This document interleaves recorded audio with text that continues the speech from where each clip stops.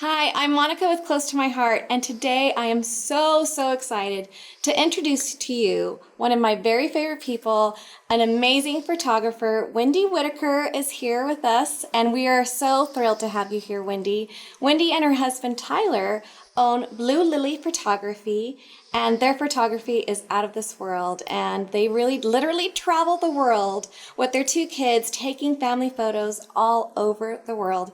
And Wendy, you've been my photographer for my family since, oh gosh, I don't know, 9 years, 8 years, something like that.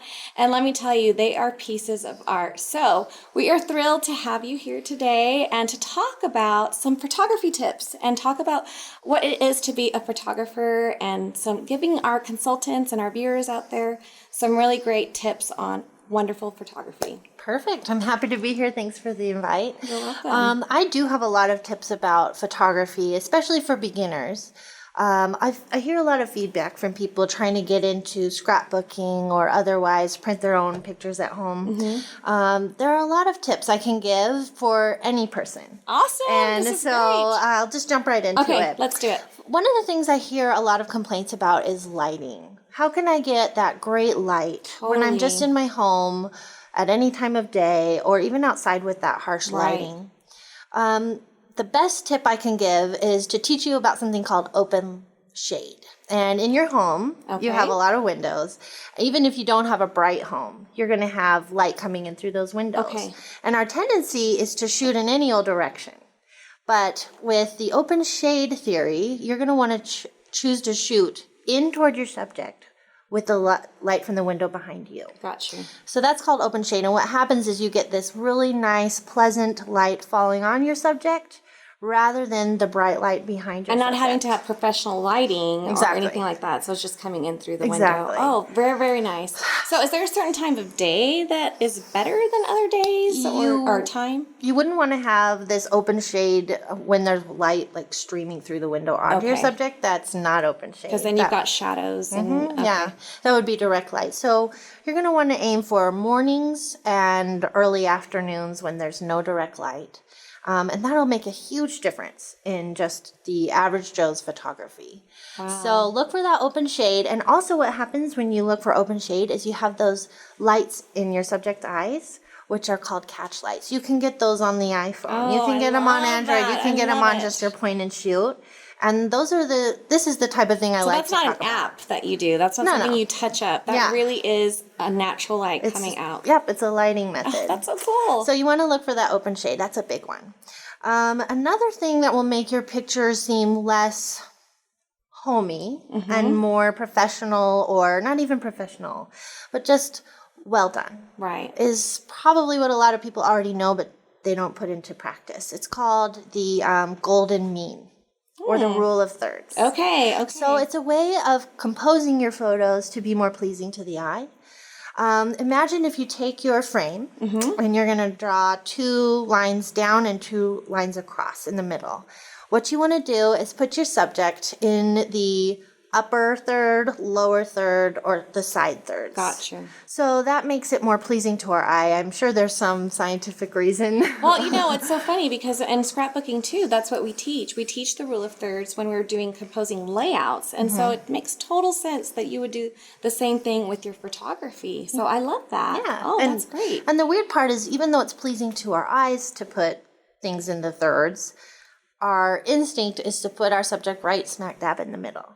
Which can also be really awesome, but usually when I put a subject in the middle, I have a symmetrical side going on. That is a great tip. I love that one. Thank you. Right. Well, you are the expert. So what other awesome tips that just an average, photographer, maybe, someone who doesn't have a lot of photography experience, but wants that wow factor in their photos? The next tip is a good one, and it's one that a lot of people don't know. It's called exposure. Exposure compensation. You can use exposure compensation on a point and shoot normally. You can use it on a DSLR, and you can use it on an iPhone. Okay. So on iPhones now, I know most people are out there shooting on their iPhones. That's pretty much like 99% of my photos. Unless you're coming to do our family photo shoots, then it's an iPhone. Yeah. Well, think about when you shoot with your iPhone. Okay. You're holding it up, and what you're going to see is usually something where the faces are dark and the background is light. Have you ever had that frustration where your subject is really dark and you can't make out their features? Or you're going to have the subject really, really bright and the background super dark. It's frustrating. Especially because you can be in a beautiful place and you're trying to capture both the scenery and the people. And so how do you do both? Okay, so on your iPhone, you can touch the screen on the part that's most important to you. If what's most important to you is your subject's face, you're going to touch on that and hold. And what happens is it exposure locks the photo until you tell it to change. Oh, okay. Great. So then your subject will be in focus, and who cares about the rest, right? Right, yeah. So the other way, is complimentary. Exactly. Right. However, if let's say you are going to the beach, you want to scrapbook your photos from the beach, you want to show the day and how it went along.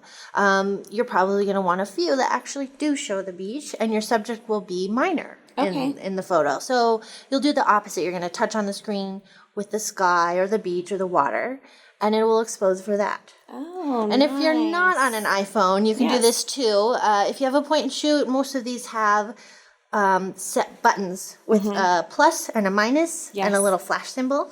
Yeah. That's your exposure compensation button. If you push that, you'll be able to purposely overexpose or So don't be afraid to push the buttons, because a lot of people just keep it on auto and hope for the best. Yep, you'll have to take it out of auto for that one. Yeah. So it's a lot about exposure and getting over those frustrations. Why is my subject's face dark? Why is everything so bright? Just trying to learn how to get around that. And if you can do it on your phone, you're in good shape. Right. And what's so great about digital now, in the digital age, is that we can kind of do over, and so don't be afraid to play around with your equipment, your camera, your phone. No, don't be afraid. You have unlimited space usually. Try it out, see what works. Unless you're dealing with like 2-year-olds or 1-year-olds, and then you're like, hurry up! That's very true. That's very true. And you have a lot of experience doing that, like getting your subjects to cooperate. Yeah. And so it's amazing what you can capture in those moments too. It is amazing.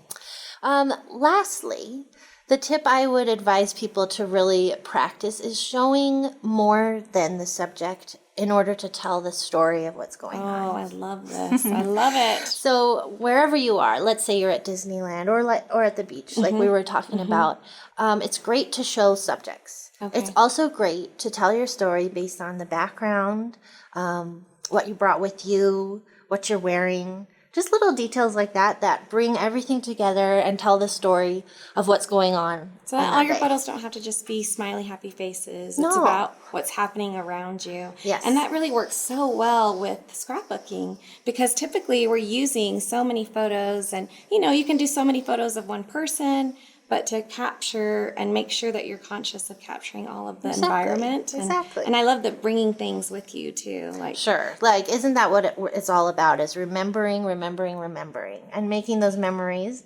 And one great way to do that is through photography. As long as you think about everything that's making your day great and just take a click of it. Wow, this is so good. And I've been working at Close to My Heart for over 23 years, and so any little tips that I can find out there to help my photos really tell the story is just incredible. So Wendy, thank you for bringing your expertise. You're so welcome. To all of our viewers out there, and it's been such a pleasure to work with this awesome, talented lady, and I treasure all of the photos that we have. And so we encourage you to like this video, show some love to Wendy Whitaker and Blue Lily Photography. You can find some of their artwork and their beautiful photos, as well as their schedule, because they literally travel the world at bluelilyphotography.com, right? You got it. Yep. All right. Thank you so much, Wendy.